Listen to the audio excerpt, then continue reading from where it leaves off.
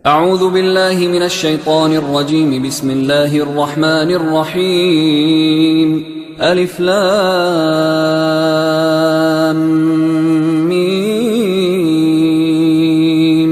ذلك الكتاب لا ريب فيه هدى للمتقين الذين يؤمنون بالغيب ويقيمون الصلاة ومما رزقناهم ينفقون والذين يؤمنون بما أنزل إليك وما أنزل من قبلك وبالآخرة هم يوقنون أولئك على هدى من ربهم وأولئك هم المفلحون. إن الذين كفروا سواء عليهم أأنذرتهم أم لم تنذرهم لا يؤمنون. ختم الله على قلوبهم وعلى سمعهم وعلى أبصارهم غشاوة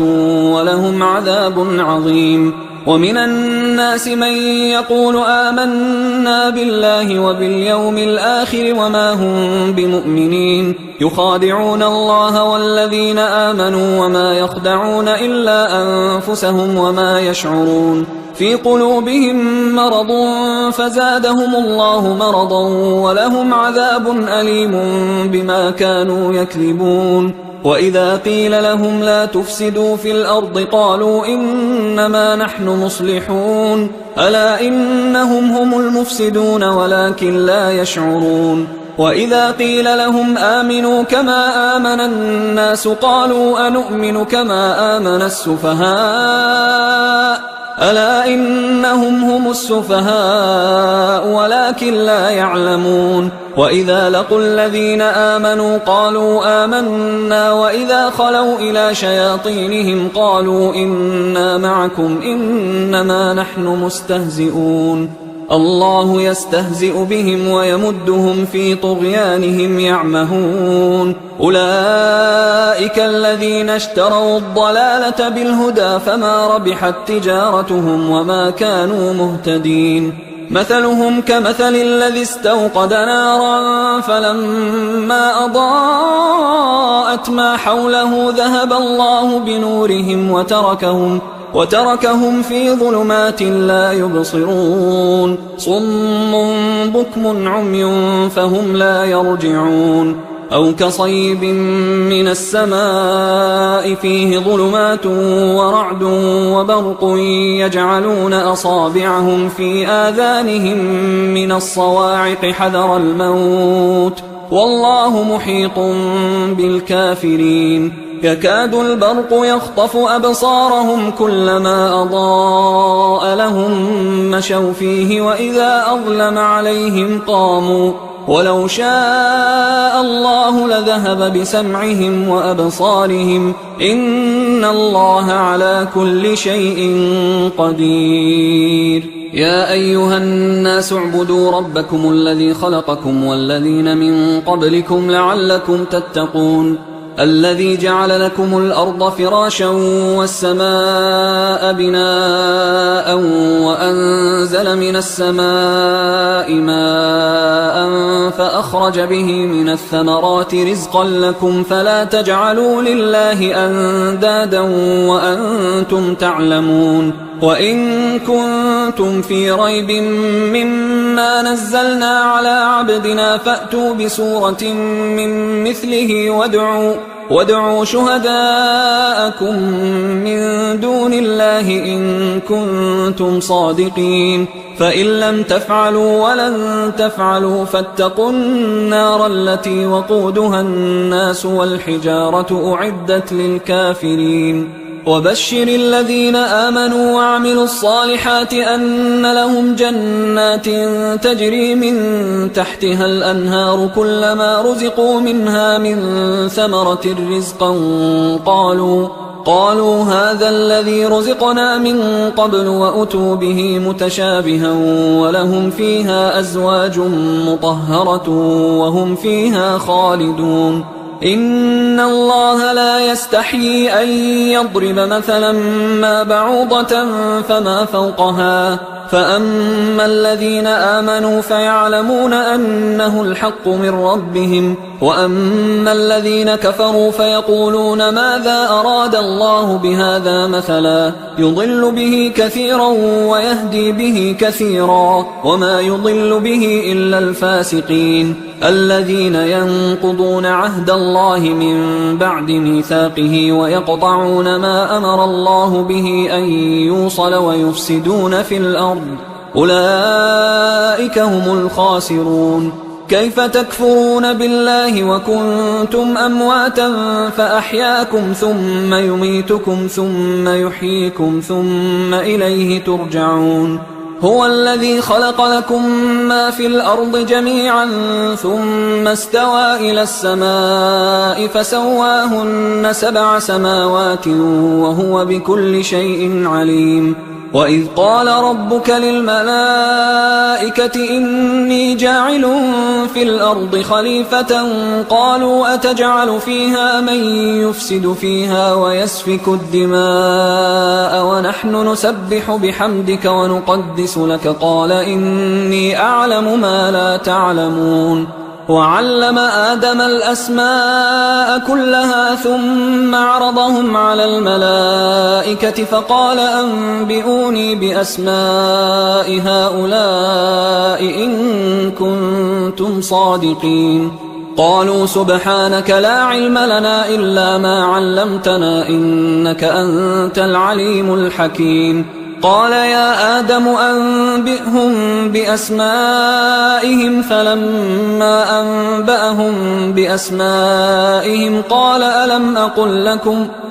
ألم أقل لكم إني أعلم غيب السماوات والأرض وأعلم ما تبدون وما كنتم تكتمون. وإذ قلنا للملائكة اسجدوا لآدم فسجدوا إلا إبليس أبى واستكبر وكان من الكافرين. وقلنا يا آدم اسكن أنت وزوجك الجنة وكلا منها رغدا حيث شئتما ولا تقربا هذه الشجرة فتكونا من الظالمين. فأزلهما الشيطان عنها فأخرجهما مما كانا فيه وقلنا اهبطوا بعضكم لبعض عدو ولكم في الأرض مستقر ومتاع إلى حين. فتلقى آدم من ربه كلمات فتاب عليه إنه هو التواب الرحيم. قلنا اهبطوا منها جميعا فإما يأتينكم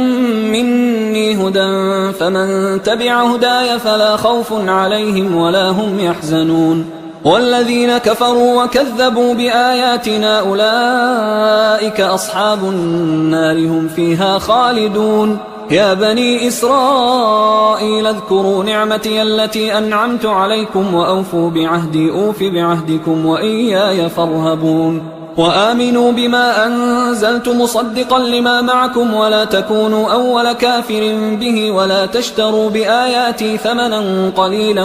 وإياي فاتقون. ولا تلبسوا الحق بالباطل وتكتموا الحق وأنتم تعلمون. وأقيموا الصلاة وآتوا الزكاة واركعوا مع الراكعين. أتأمرون الناس بالبر وتنسون أنفسكم وأنتم تتلون الكتاب أفلا تعقلون. واستعينوا بالصبر والصلاة وإنها لكبيرة إلا على الخاشعين الذين يظنون أنهم ملاقو ربهم وأنهم إليه راجعون. يا بني إسرائيل اذكروا نعمتي التي أنعمت عليكم وأني فضلتكم على العالمين. واتقوا يوما لا تجزي نفس عن نفس شيئا ولا يقبل منها شفاعة ولا يؤخذ منها عدل ولا هم ينصرون. وإذ نجيناكم من آل فرعون يسومونكم سوء العذاب يذبحون أبناءكم ويستحيون نساءكم وفي ذلكم بلاء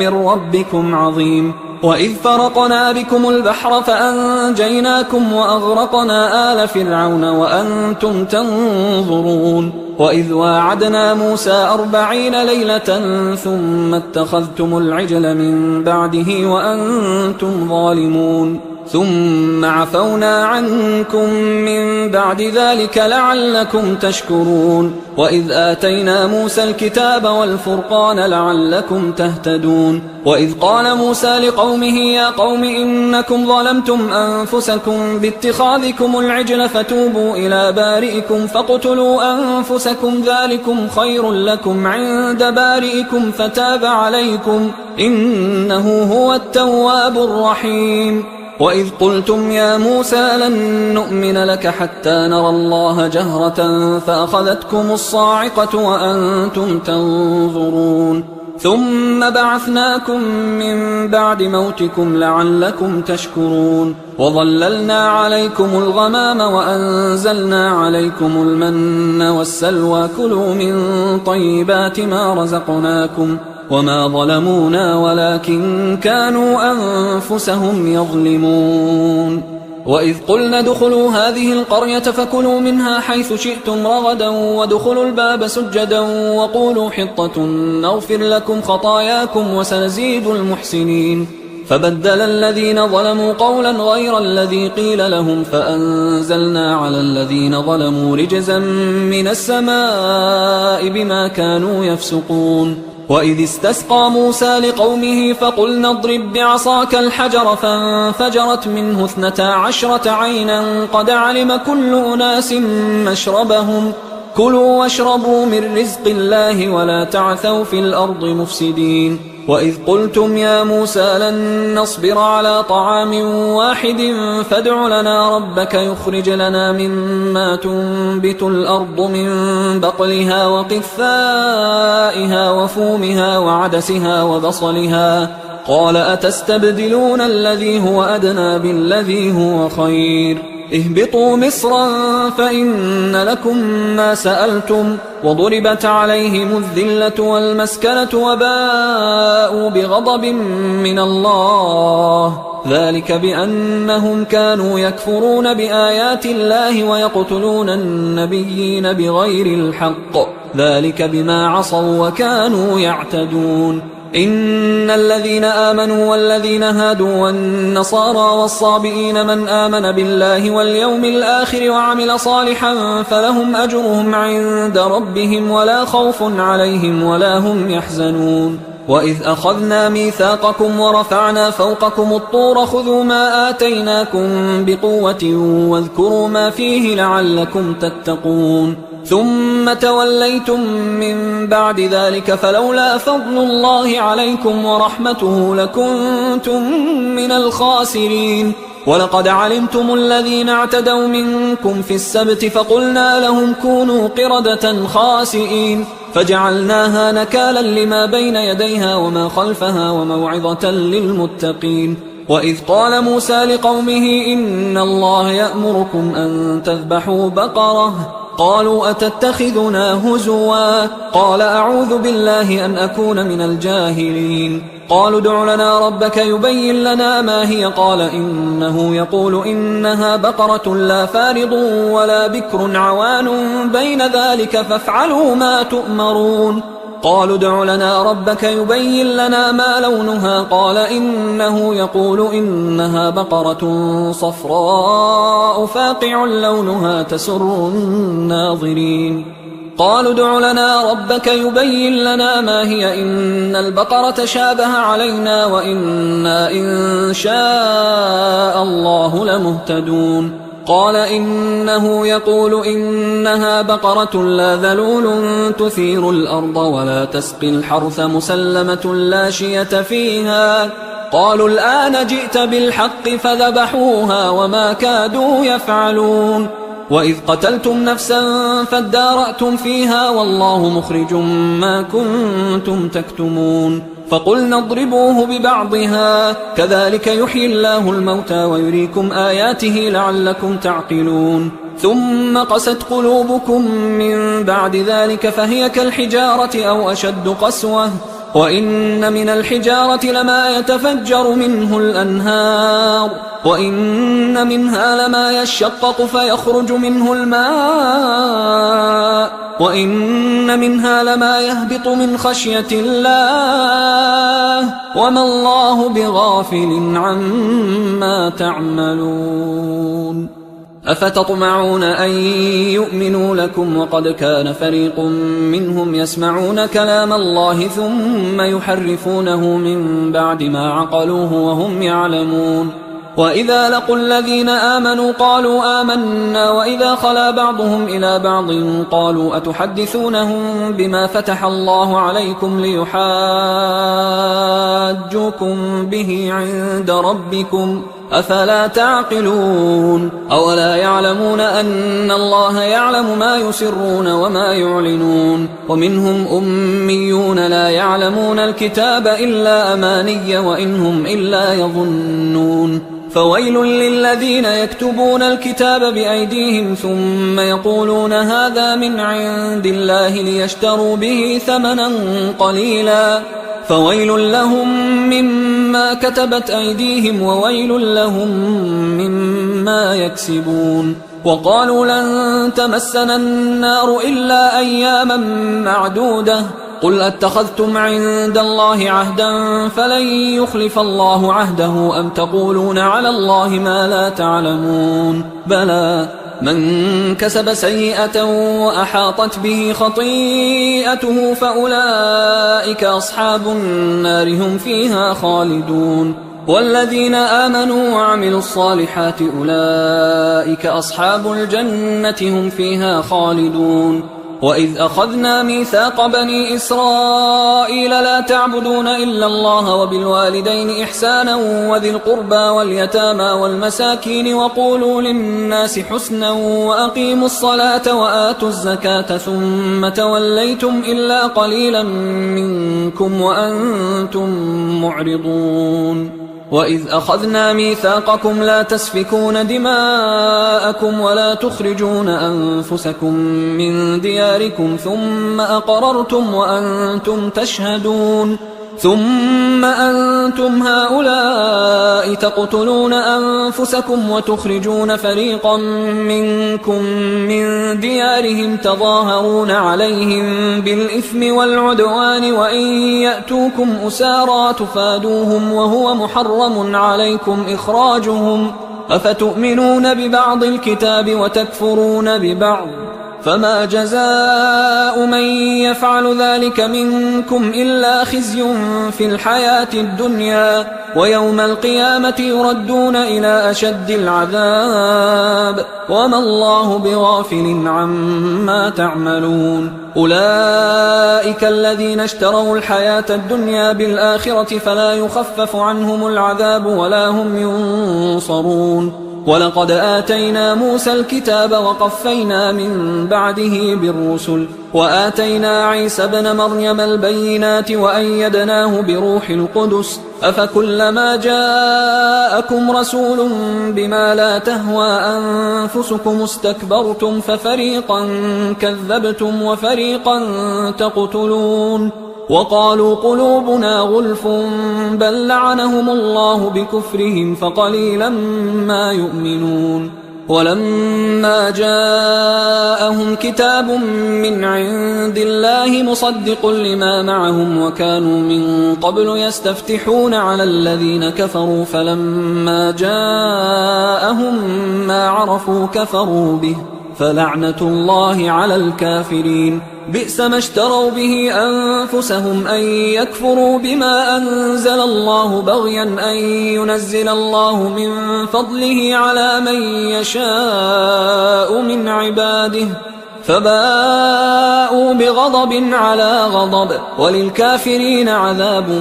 مهين وإذا قيل لهم آمنوا بما أنزل الله قالوا نؤمن بما أنزل علينا ويكفرون بما وراءه وهو الحق مصدقا لما معهم قل فلم تقتلون أنبياء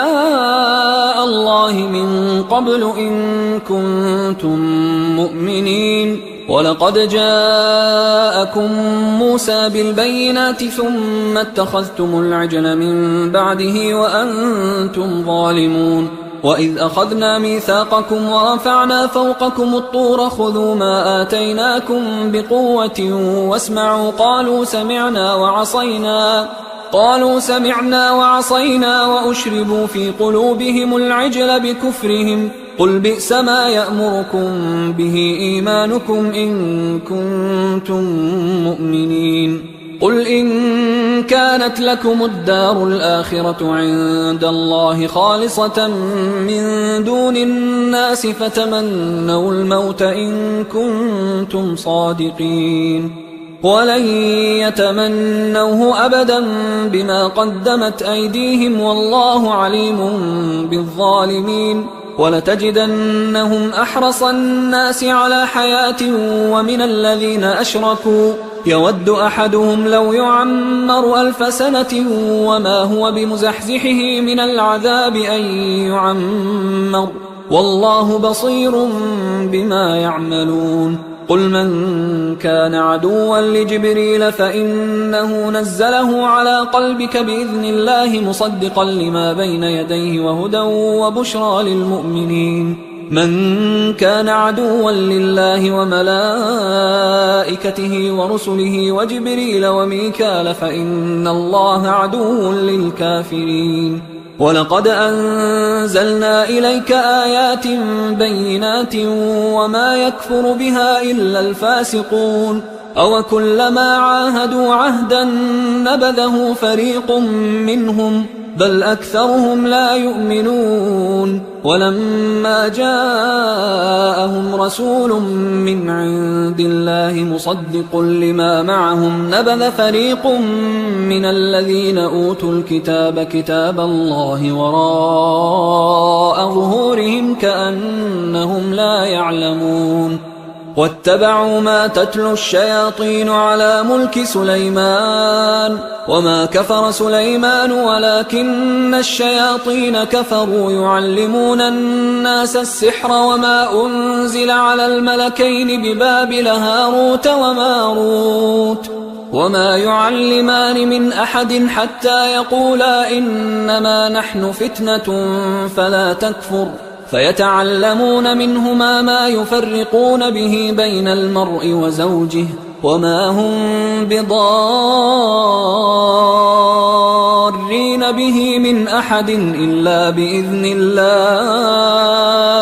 ويتعلمون ما يضرهم ولا ينفعهم ولقد علموا لمن اشتراه ما له في الآخرة من خلاق ولبئس ما شروا به أنفسهم لو كانوا يعلمون ولو أنهم آمنوا واتقوا لمثوبة من عند الله خير لو كانوا يعلمون يا أيها الذين آمنوا لا تقولوا راعنا وقولوا انظرنا واسمعوا وللكافرين عذاب أليم ما يود الذين كفروا من أهل الكتاب ولا المشركين أن ينزل عليكم من خير من ربكم والله يختص برحمته من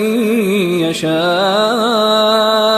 والله ذو الفضل العظيم ما ننسخ من آية أو ننسها نأت بخير منها أو مثلها ألم تعلم أن الله على كل شيء قدير ألم تعلم أن الله له ملك السماوات والأرض وما لكم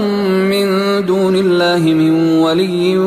ولا نصير أم تريدون أن تسألوا رسولكم كما سئل موسى من قبل ومن يتبدل الكفر بالإيمان فقد ضل سواء السبيل ود كثير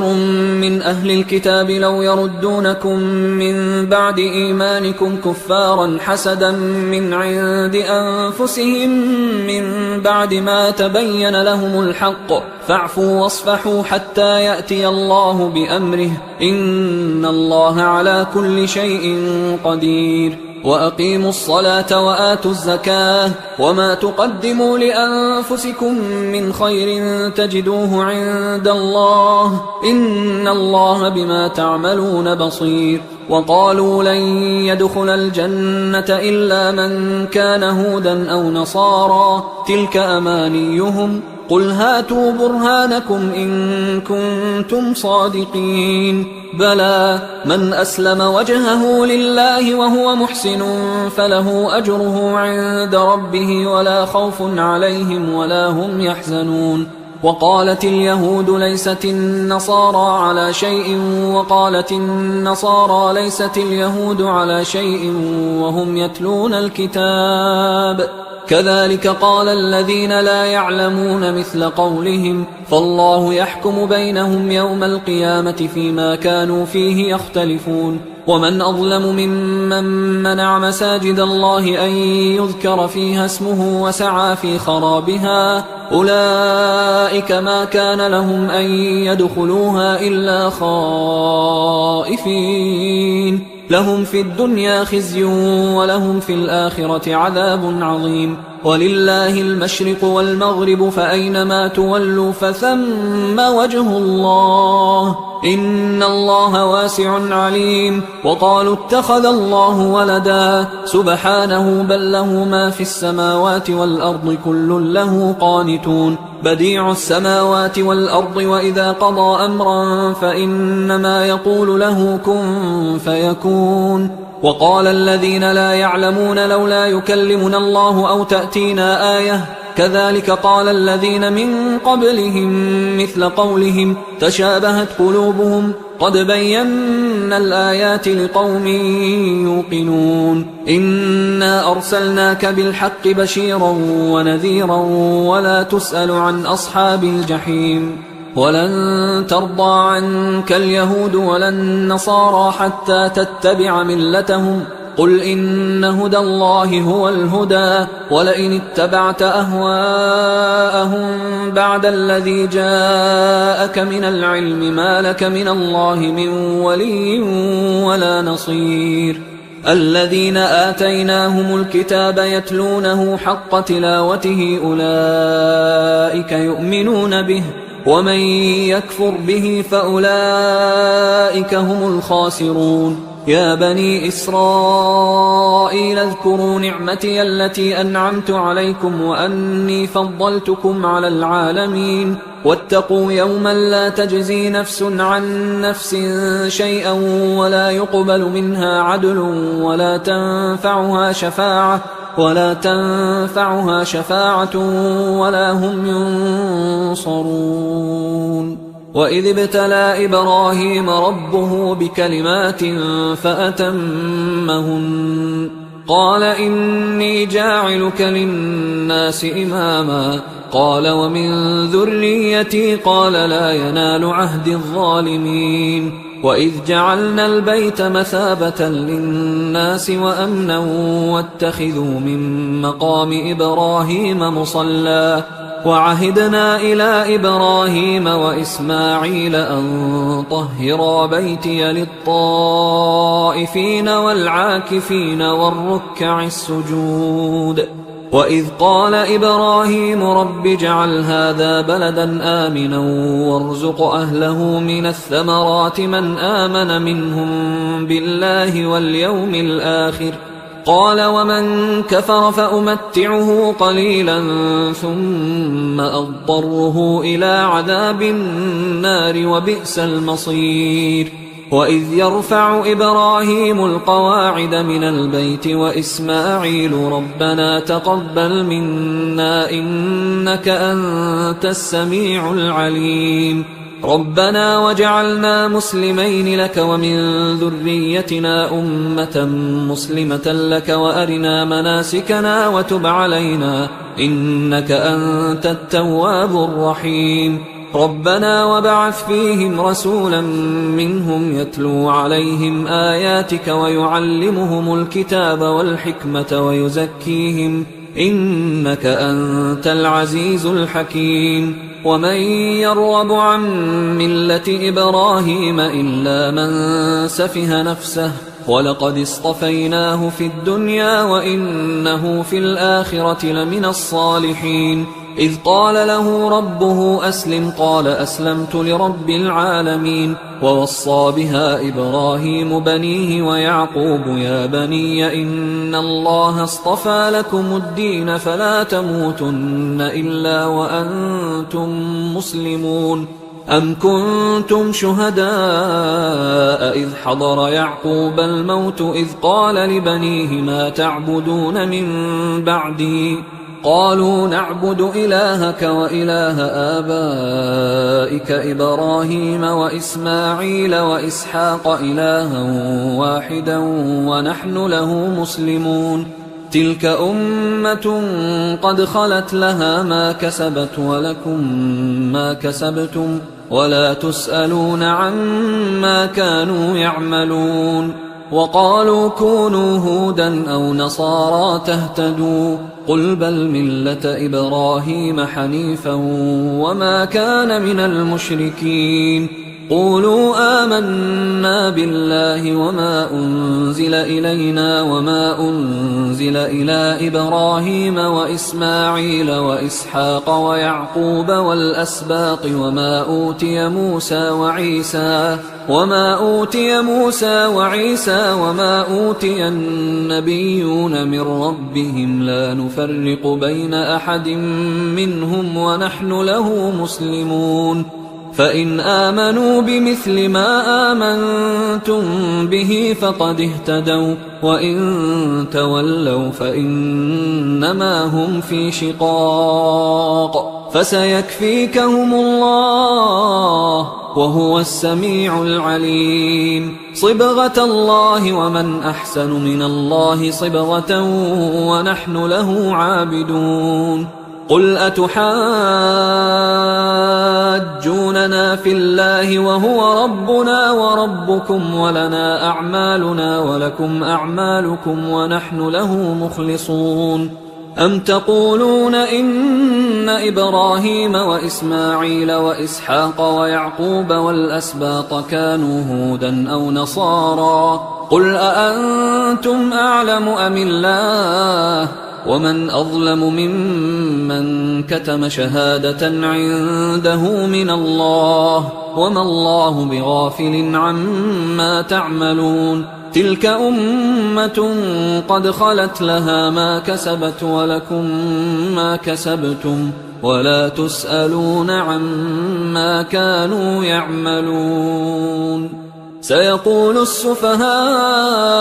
من الناس ما ولاهم عن قبلتهم التي كانوا عليها قل لله المشرق والمغرب يهدي من يشاء إلى صراط مستقيم. وكذلك جعلناكم أمة وسطا لتكونوا شهداء على الناس ويكون الرسول عليكم شهيدا. وما جعلنا القبلة التي كنت عليها إلا لنعلم من يتبع الرسول ممن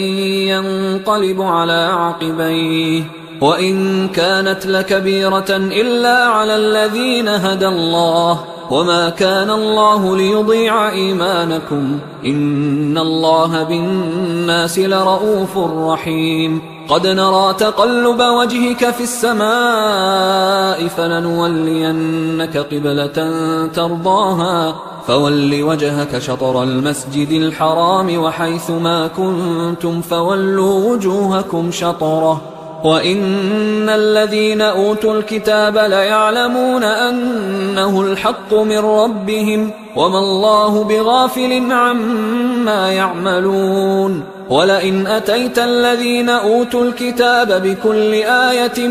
ما تبعوا قبلتك وما أنت بتابع قبلتهم وما بعضهم بتابع قبلة بعض ولئن اتبعت أهواءهم من بعد ما جاءك من العلم إنك إذا لمن الظالمين. الذين آتيناهم الكتاب يعرفونه كما يعرفون أبناءهم وإن فريقا منهم ليكتمون الحق وهم يعلمون الحق من ربك فلا تكونن من الممترين ولكل وجهة هو موليها فاستبقوا الخيرات أينما تكونوا يأت بكم الله جميعا إن الله على كل شيء قدير ومن حيث خرجت فول وجهك شطر المسجد الحرام وإنه للحق من ربك وما الله بغافل عما تعملون ومن حيث خرجت فول وجهك شطر المسجد الحرام وحيث ما كنتم فولوا وجوهكم شطره لئلا يكون للناس عليكم حجة إلا الذين ظلموا منهم فلا تخشوهم واخشوني ولأتم نعمتي عليكم ولعلكم تهتدون كما أرسلنا فيكم رسولا منكم يتلو عليكم آياتنا ويزكيكم ويعلمكم الكتاب والحكمة ويعلمكم ما لم تكونوا تعلمون فاذكروني أذكركم واشكروا لي ولا تكفرون يا أيها الذين آمنوا استعينوا بالصبر والصلاة إن الله مع الصابرين ولا تقولوا لمن يقتل في سبيل الله أموات بل أحياء ولكن لا تشعرون ولنبلونكم بشيء من الخوف والجوع ونقص من الأموال والأنفس والثمرات وبشر الصابرين الذين إذا أصابتهم مصيبة قالوا إنا لله وإنا إليه راجعون أولئك عليهم صلوات من ربهم ورحمة وأولئك هم المهتدون إن الصفا والمروة من شعائر الله فمن حج البيت أو اعتمر فلا جناح عليه أن يطوف بهما ومن تطوع خيرا فإن الله شاكر عليم إن الذين يكتمون ما أنزلنا من البينات والهدى من بعد ما بيناه للناس في الكتاب أولئك يلعنهم الله ويلعنهم اللاعنون إلا الذين تابوا وأصلحوا وبينوا فأولئك أتوب عليهم وأنا التواب الرحيم إن الذين كفروا وماتوا وهم كفار أولئك عليهم لعنة الله والملائكة والناس أجمعين خالدين فيها لا يخفف عنهم العذاب ولا هم ينظرون وإلهكم إله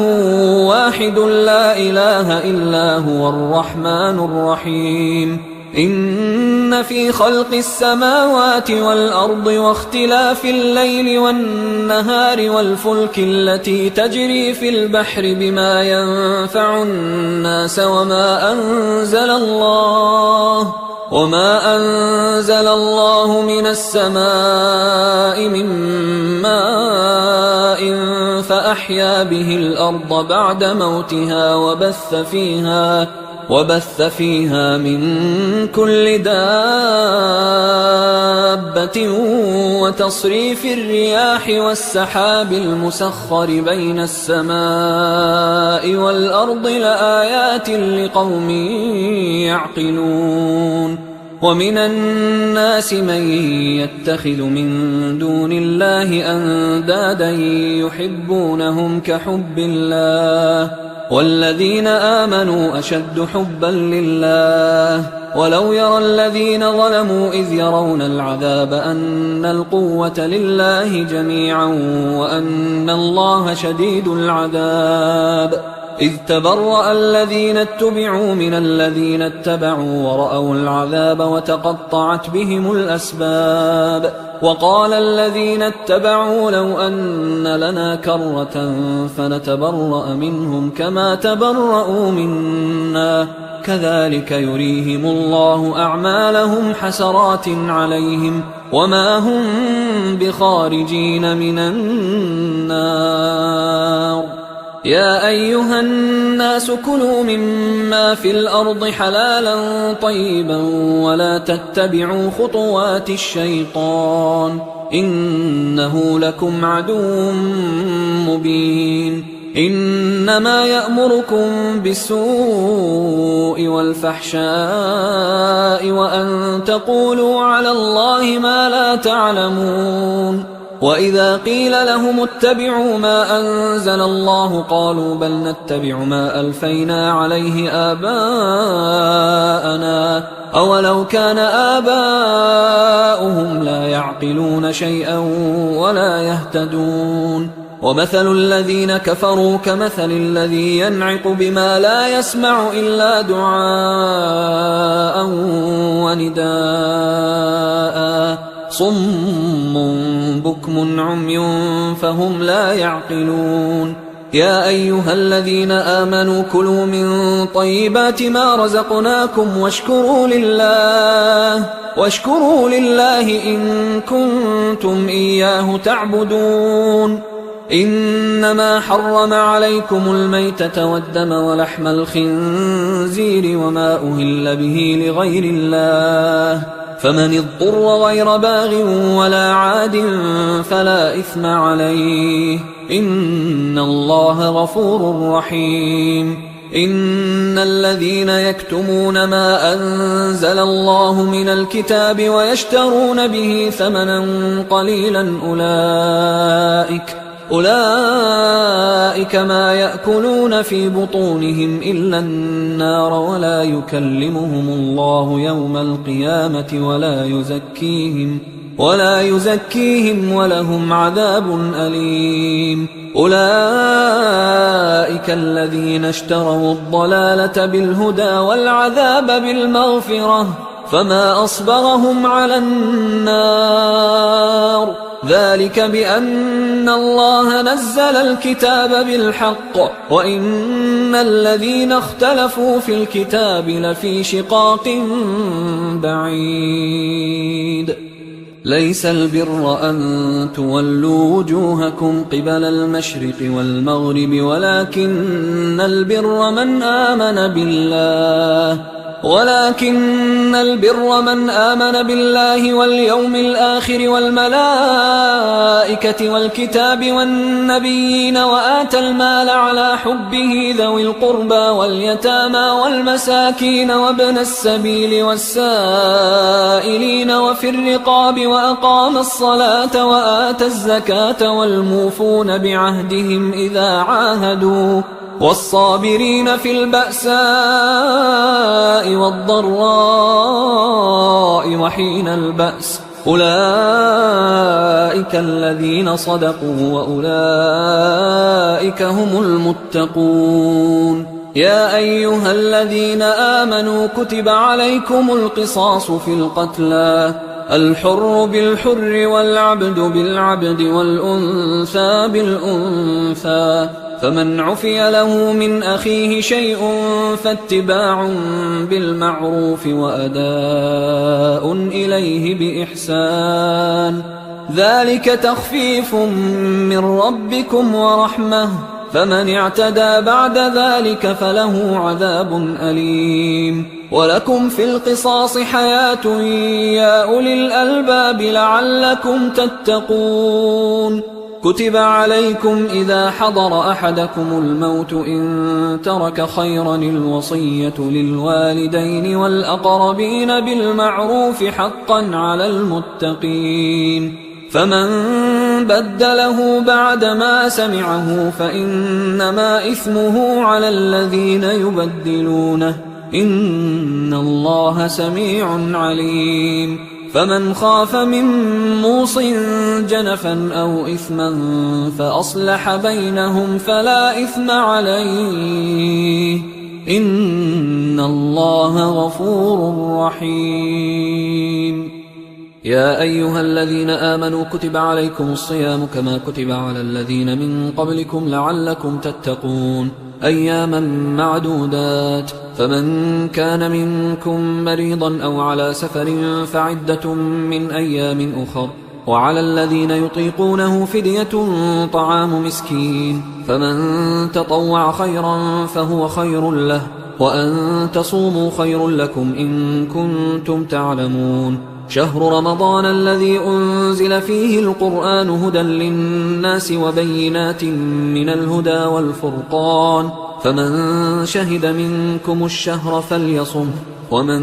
كان مريضا أو على سفر فعدة من أيام أخر، يريد الله بكم اليسر ولا يريد بكم العسر ولتكملوا العدة ولتكبروا الله على ما هداكم ولعلكم تشكرون. وإذا سألك عبادي عني فإني قريب أجيب دعوة الداعي إذا دعان، فليستجيبوا لي وليؤمنوا بي لعلهم يرشدون. أحل لكم ليلة الصيام الرفث إلى نسائكم هن لباس لكم وأنتم لباس لهن، علم الله أنكم كنتم تختانون أنفسكم فتاب عليكم وعفى عنكم، فالآن باشروهن وابتغوا ما كتب الله لكم، وكلوا واشربوا حتى يتبين لكم الخيط الأبيض من الخيط الأسود من الفجر، ثم أتموا الصيام إلى الليل، ولا تباشروهن وأنتم عاكفون في المساجد،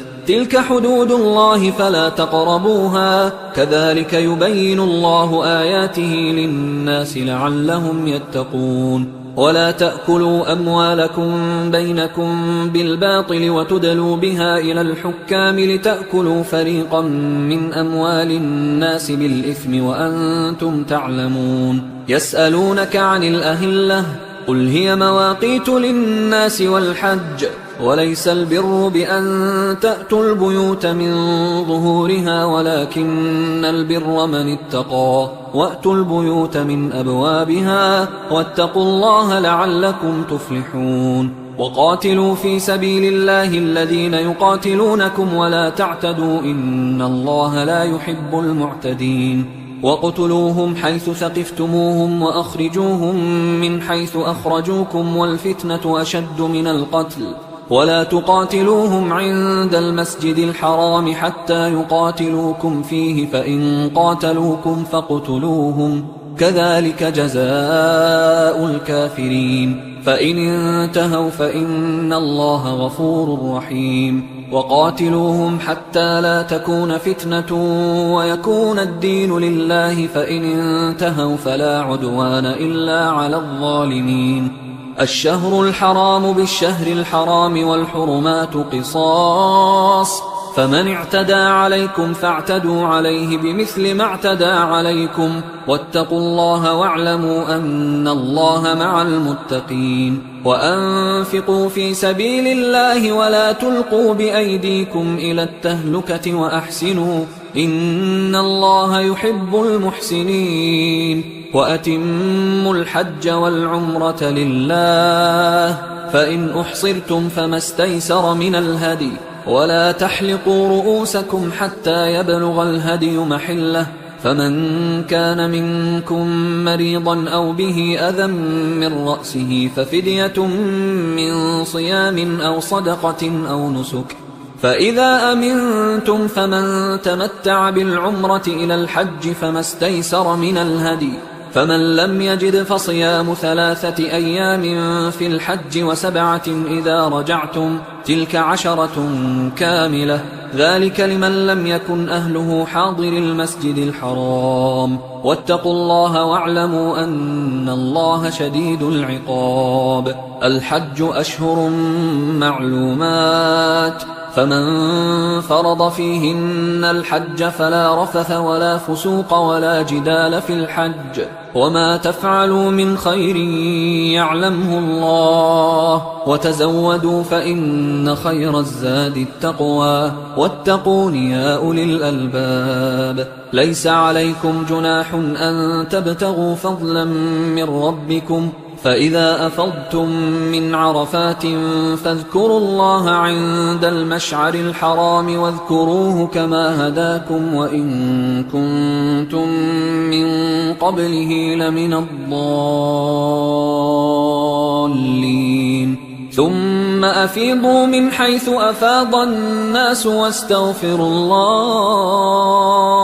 إن الله غفور رحيم. فإذا قضيتم مناسككم فاذكروا الله كذكركم آباءكم أو أشد ذكرا. فمن الناس من يقول ربنا آتنا في الدنيا وما له في الآخرة من خلاق، ومنهم من يقول ربنا آتنا في الدنيا حسنة وفي الآخرة حسنة وقنا عذاب النار. أولئك لهم نصيب مما كسبوا والله سريع الحساب. واذكروا الله في أيام معدودات، فمن تعجل في يومين فلا إثم عليه ومن تأخر فلا إثم عليه لمن اتقى. واتقوا الله واعلموا أنكم إليه تحشرون. ومن الناس من يعجبك قوله في الحياة الدنيا ويشهد الله على ما في قلبه وهو ألد الخصام. وإذا تولى سعى في الأرض ليفسد فيها ويهلك الحرث والنسل والله لا يحب الفساد. وإذا قيل له اتق الله أخذته العزة بالإثم فحسبه جهنم ولبئس المهاد. ومن الناس من يشري نفسه ابتغاء مرضات الله والله رؤوف بالعباد. يا أيها الذين آمنوا ادخلوا في السلم كافة ولا تتبعوا خطوات الشيطان إنه لكم عدو مبين. فإن زللتم من بعد ما جاءتكم البينات فاعلموا أن الله عزيز حكيم. هل ينظرون إلا أن يأتيهم الله في ظلل من الغمام والملائكة وقضي الأمر وإلى الله ترجع الأمور. سل بني إسرائيل كم آتيناهم من آية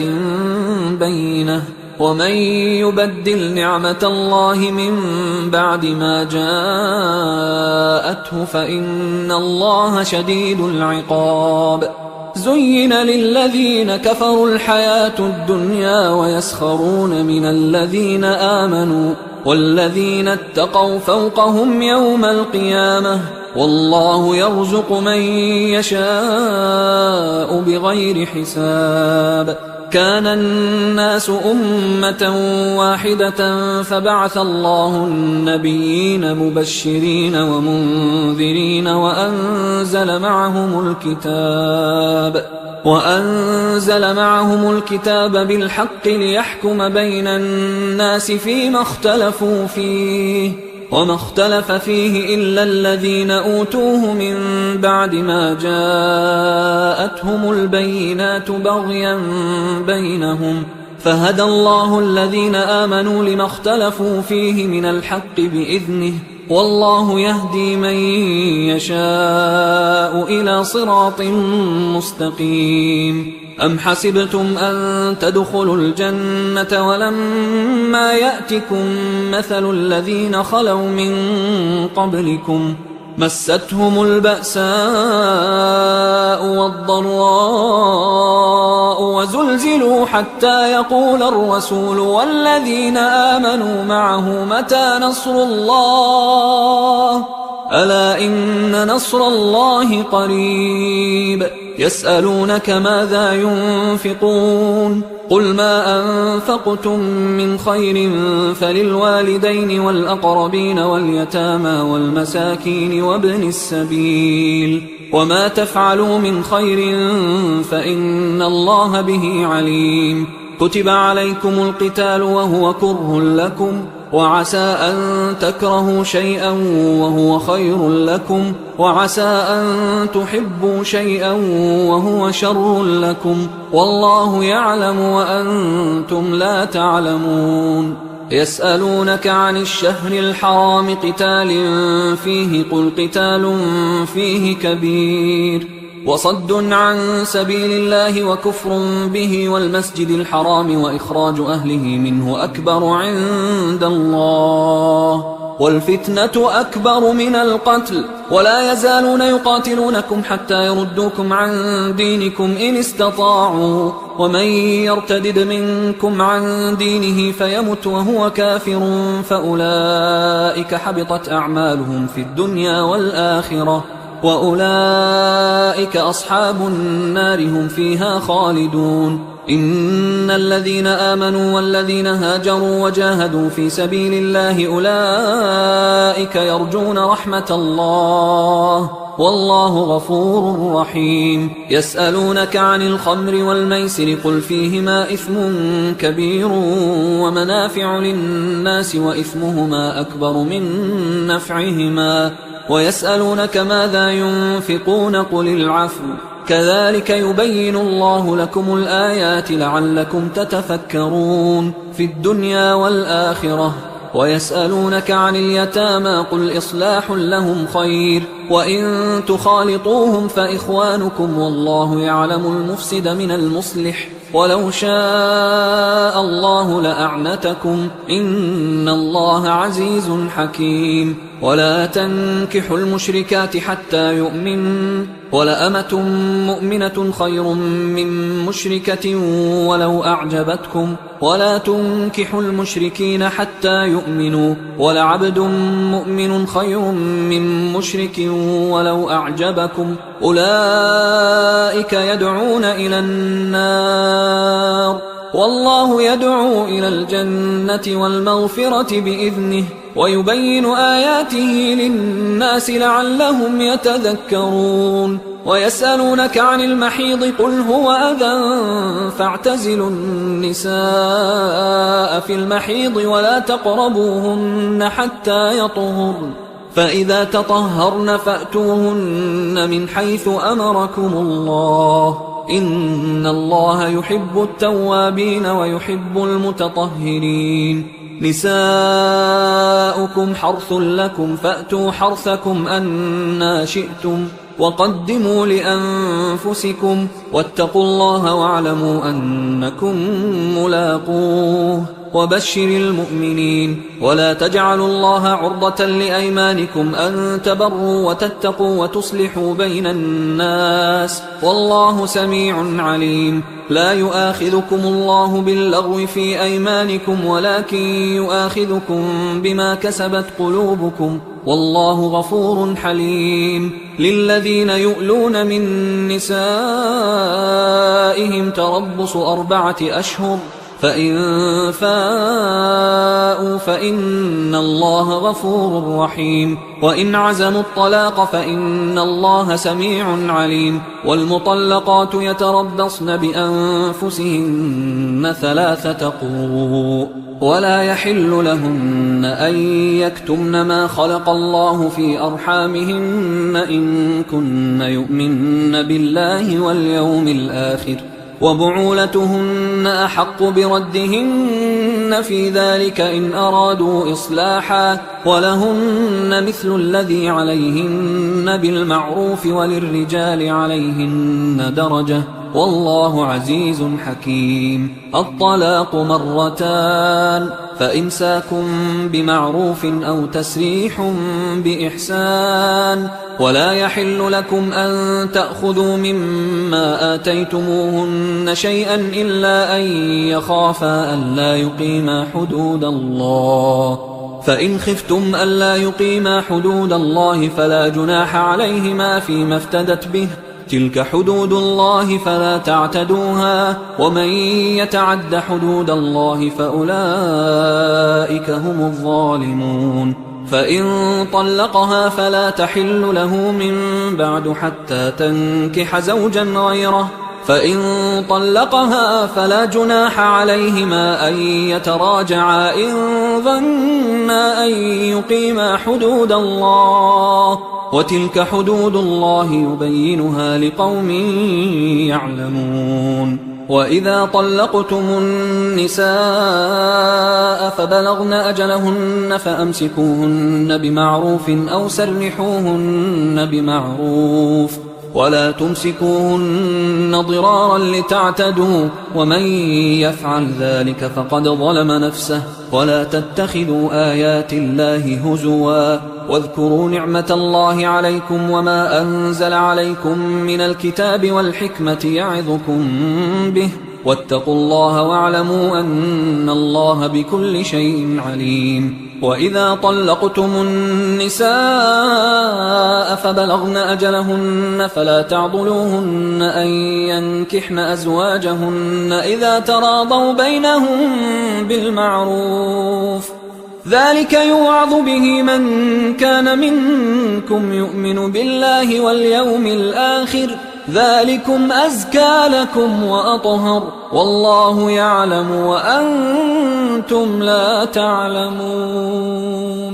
والوالدات يرضعن أولادهن حولين كاملين لمن أراد أن يتم الرضاعة وعلى المولود له رزقهن وكسوتهن بالمعروف لا تكلف نفس إلا وسعها لا تضار والدة بولدها ولا مولود له بولده وعلى الوارث مثل ذلك فإن أرادا فصالا عن تراض منهما وتشاور فلا جناح عليهما وإن أردتم أن تسترضعوا أولادكم فلا جناح عليكم إذا سلمتم ما آتيتم بالمعروف واتقوا الله واعلموا أن الله بما تعملون بصير والذين يتوفون منكم ويذرون أزواجا يتربصن بأنفسهن 4 أشهر و10 فإذا بلغن أجلهن فلا جناح عليكم فيما فعلن في أنفسهن بالمعروف والله بما تعملون خبير ولا جناح عليكم فيما عرضتم به من خطبة النساء أو أكننتم في أنفسكم علم الله أنكم ستذكرونهن ولكن لا تواعدوهن سرا إلا أن تقولوا قولا معروفا ولا تعزموا عقدة النكاح حتى يبلغ الكتاب أجله واعلموا أن الله يعلم ما في أنفسكم فاحذروه واعلموا أن الله غفور حليم لا جناح عليكم إن طلقتم النساء ما لم تمسوهن أو تفرضوا لهن فريضة ومتعوهن على الموسع قدره وعلى المقتر قدره متاعا بالمعروف حقا على المحسنين وإن طلقتموهن من قبل أن تمسوهن وقد فرضتم لهن فريضة فنصف ما فرضتم إلا أن يعفون أو يعفو الذي بيده عقدة النكاح وأن تعفوا أقرب للتقوى ولا تنسوا الفضل بينكم إن الله بما تعملون بصير حافظوا على الصلوات والصلاة الوسطى وقوموا لله قانتين فإن خفتم فرجالا أو ركبانا فإذا أمنتم فاذكروا الله كما علمكم ما لم تكونوا تعلمون والذين يتوفون منكم ويذرون أزواجا وصية لأزواجهم متاعا إلى الحول غير إخراج فإن خرجن فلا جناح عليكم فيما فعلن في أنفسهن من معروف والله عزيز حكيم وللمطلقات متاع بالمعروف حقا على المتقين كذلك يبين الله لكم آياته لعلكم تعقلون ألم تر إلى الذين خرجوا من ديارهم وهم ألوف حذر الموت فقال لهم الله موتوا ثم أحياهم إن الله لذو فضل على الناس ولكن أكثر الناس لا يشكرون وقاتلوا في سبيل الله واعلموا أن الله سميع عليم من ذا الذي يقرض الله قرضا حسنا فيضاعفه له أضعافا كثيرة والله يقبض ويبسط وإليه ترجعون ألم تر إلى الملأ من بني إسرائيل من بعد موسى إذ قالوا لنبي له مبعث لنا ملكا نقاتل في سبيل الله قال هل عسيتم إن كتب عليكم القتال ألا تقاتلوا قالوا وما لنا ألا نقاتل في سبيل الله وقد أخرجنا من ديارنا وأبنائنا فلما كتب عليهم القتال تولوا إلا قليلا منهم والله عليم بالظالمين وقال لهم نبيهم إن الله قد بعث لكم طالوت ملكا قالوا أنى يكون له الملك علينا ونحن أحق بالملك منه ولم يؤت سعة من المال قال إن الله اصطفاه عليكم وزاده بسطة في العلم والجسم والله يؤتي ملكه من يشاء والله واسع عليم وقال لهم نبيهم إن آية ملكه أن يأتيكم التابوت فيه سكينة من ربكم وبقية مما ترك آل موسى وآل هارون تحمله الملائكة إن في ذلك لآية لكم إن كنتم مؤمنين فلما فصل طالوت بالجنود قال إن الله مبتليكم بنهر فمن شرب منه فليس مني ومن لم يطعمه فإنه مني إلا من اغترف غرفة بيده فشربوا منه إلا قليلا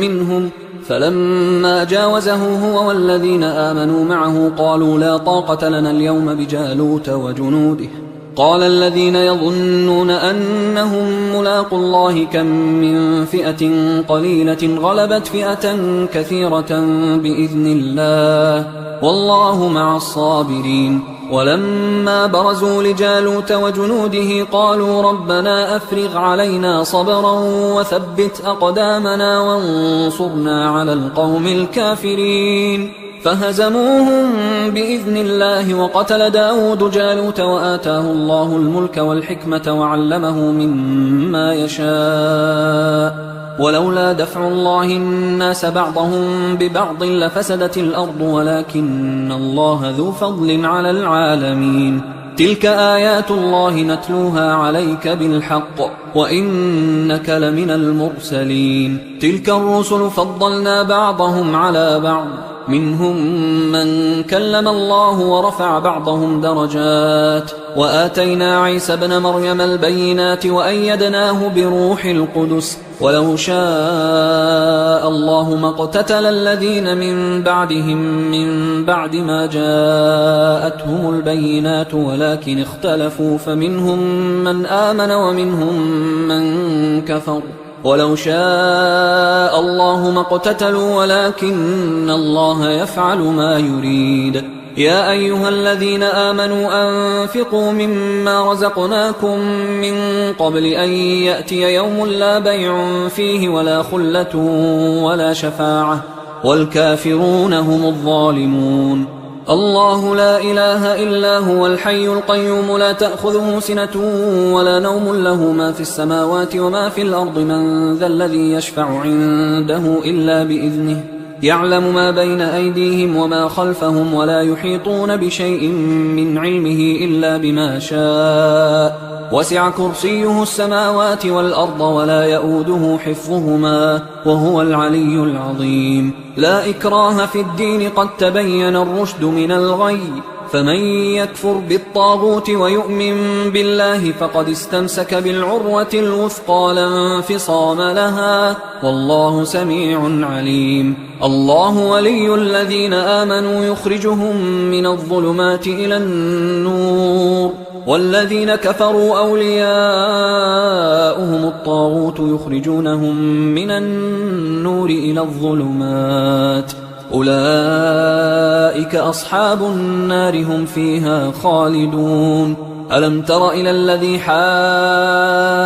حاج إبراهيم في ربه أن آتاه الله الملك إذ قال إبراهيم ربي الذي يحيي ويميت قال أنا أحيي وأميت قال إبراهيم فإن الله يأتي بالشمس من المشرق فأت بها من المغرب فبهت الذي كفر والله لا يهدي القوم الظالمين أو كالذي مر على قرية وهي خاوية على عروشها قال أنى يحيي هذه الله بعد موتها فأماته الله 100 عام ثم بعثه قال كم لبثت قال لبثت يوما أو بعض يوم قال بل لبثت 100 عام فانظر إلى طعامك وشرابك لم يتسنه وانظر إلى حمارك ولنجعلك آية للناس وانظر إلى العظام كيف ننشزها ثم نكسوها لحما فلما تبين له قال أعلم أن الله على كل شيء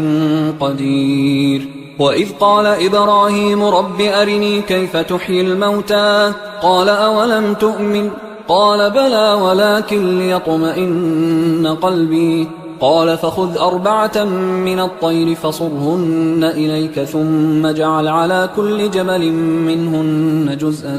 ثم ادعهن يأتينك سعيا واعلم أن الله عزيز حكيم مثل الذين ينفقون أموالهم في سبيل الله كمثل حبة أنبتت 7 سنابل في كل سنبلة 100 حبة والله يضاعف لمن يشاء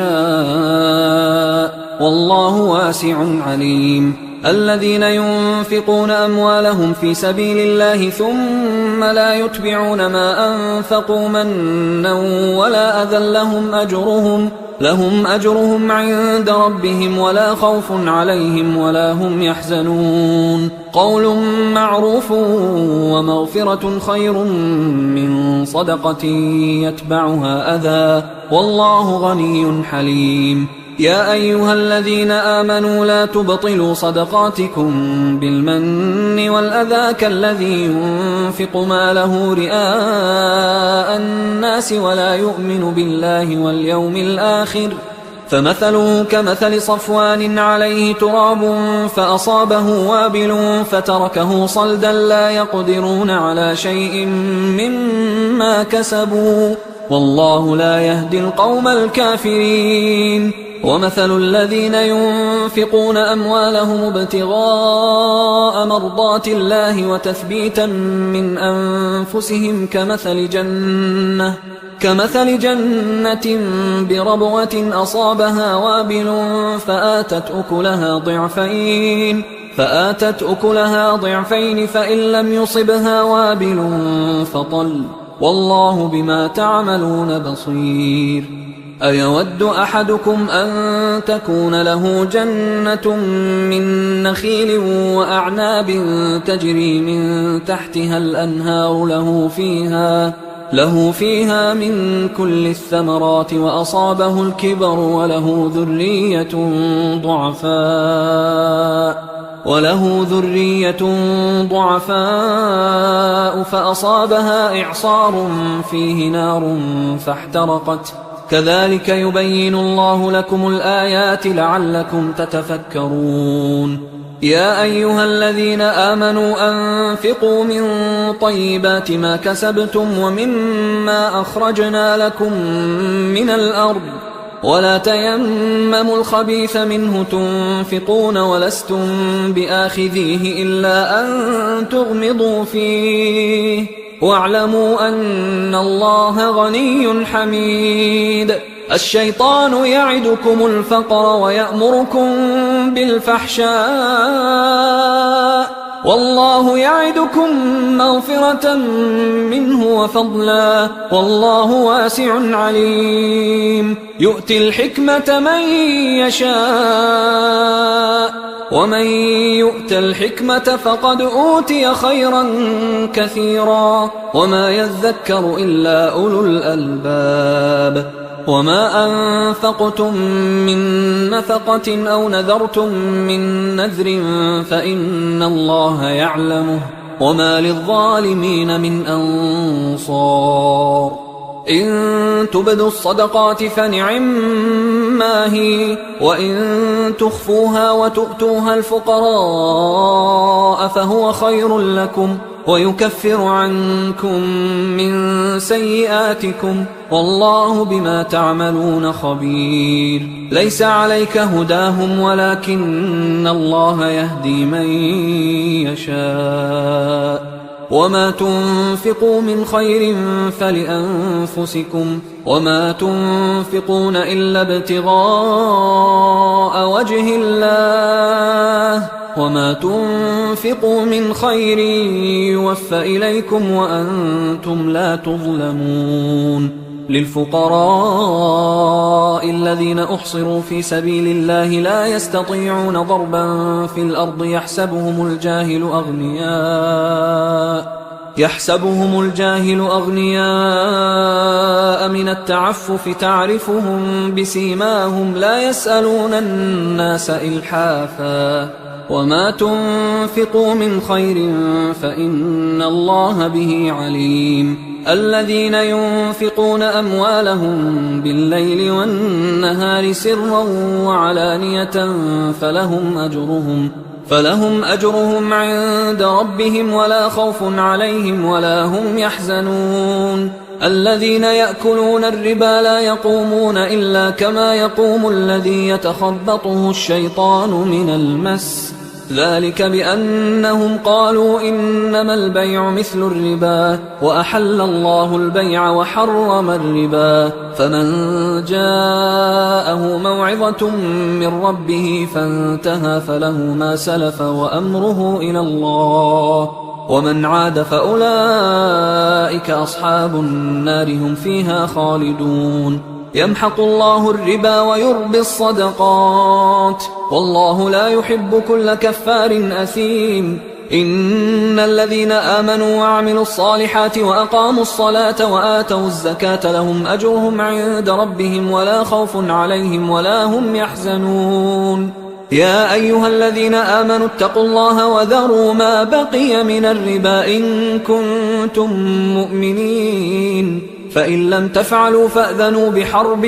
من الله ورسوله وإن تبتم فلكم رؤوس أموالكم لا تظلمون ولا تظلمون وإن كان ذو عسرة فنظرة إلى ميسرة وأن تصدقوا خير لكم إن كنتم تعلمون واتقوا يوما ترجعون فيه إلى الله ثم توفى كل نفس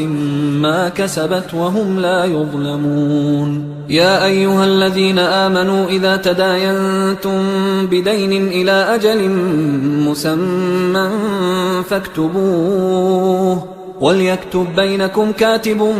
بالعدل ولا يأب كاتب أن يكتب كما علمه الله فليكتب وليملل الذي عليه الحق وليتق الله ربه ولا يبخس منه شيئا فإن كان الذي عليه الحق سفيها أو ضعيفا أو لا يستطيع أن يمله فليملل وليه بالعدل واستشهدوا شهيدين من رجالكم فإن لم يكونا رجلين فرجل وامرأتان ممن ترضون من الشهداء أن تضل إحداهما فتذكر إحداهما الأخرى ولا يأبى الشهداء إذا ما دعوا ولا تسأموا أن تكتبوه صغيرا أو كبيرا إلى أجله ذلكم أقسط عند الله وأقوم للشهادة وأدنى أن لا ترتابوا إلا أن تكون تجارة حاضرة تديرونها بينكم فليس عليكم جناح ألا تكتبوها وأشهدوا إذا تبايعتم ولا يضار كاتب ولا شهيد وإن تفعلوا فإنه فسوق بكم واتقوا الله ويعلمكم الله والله بكل شيء عليم وإن كنتم على سفر ولم تجدوا كاتبا فرهان مقبوضة فإن أمن بعضكم بعضا فليؤدي الذي ائتمن أمانته وليتق الله ربه ولا تكتموا الشهادة ومن يكتمها فإنه آثم قلبه والله بما تعملون عليم. لله ما في السماوات وما في الأرض وإن تبدوا ما في أنفسكم أو تخفوه يحاسبكم به الله فيغفر لمن يشاء ويعذب من يشاء والله على كل شيء قدير. آمن الرسول بما أنزل إليه من ربه والمؤمنون كل آمن بالله وملائكته وكتبه ورسله لا نفرق بين أحد من رسله وقالوا سمعنا وأطعنا غفرانك ربنا وإليك المصير. لا يكلف الله نفسا إلا وسعها لها ما كسبت وعليها ما اكتسبت ربنا لا تؤاخذنا إن نسينا أو أخطأنا ربنا ولا تحمل علينا إصرا كما حملته على الذين من قبلنا ربنا ولا تحملنا ما لا طاقة لنا به واعف عنا واغفر لنا وارحمنا أنت مولانا فانصرنا على القوم الكافرين. حصريا على قارئ القرآن.